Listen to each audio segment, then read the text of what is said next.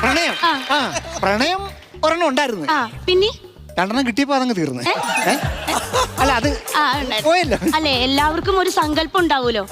ചേട്ടന്റെ മനസ്സിൽ വരുന്ന ഒരു പെൺകുട്ടിയുടെ സങ്കല്പം എന്തായിരുന്നു? കല്യാണം കഴിക്കുന്ന പെൺകുട്ടിയെ. അതെ, സത്യം പറഞ്ഞാൽ കോളേജ് പഠിക്കുന്ന സമയത്ത് ഐശ്വര്യയെ പോലൊരു പെണ്ണെ കെട്ടണമെന്നായിരുന്നു ആഗ്രഹം. പക്ഷെ നടന്നില്ല. പിന്നെ കോളേജ് ജീവിതം കഴിഞ്ഞിട്ട് പിന്നെ ജോലി, പുറത്തിറങ്ങി ജോലി തേണ്ടിയൊക്കെ നടക്കുകയാണ്.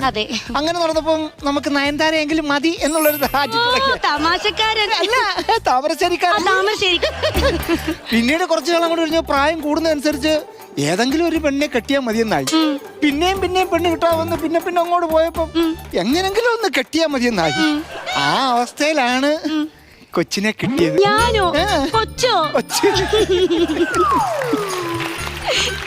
ഇതെന്താ നാണം കൊണ്ട് കളം വരയ്ക്കുക? നാണം കൊണ്ട് കളം വരയ്ക്കുന്ന ഇത്രയല്ല ഉള്ളു. അല്ല, എന്റെ കുറച്ച് വിശാല മനസ്സാണ് അതാ.